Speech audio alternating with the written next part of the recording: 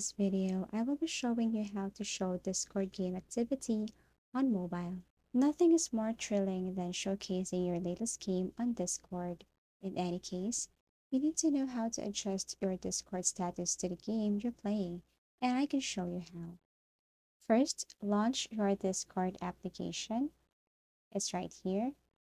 And then once you're in your Discord application, go to your profile, the one with your profile picture, and then scroll down and go to privacy and safety. Here, you need to look for activity status. So all you have to do is to scroll down. And here it is. As you can see, display current activity as a status message.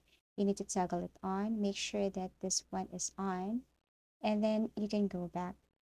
Now click Set Status and go to Set a Custom Status. Here, you can type whatever you are playing right now. For example, currently playing Super Mario.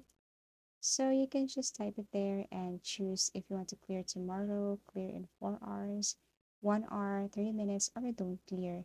So that when people visit your profile, they are aware that you're currently playing Super Mario. Click Save. As easy as that. If you find this video helpful, give it a thumbs up, subscribe for more video tips and video tutorials.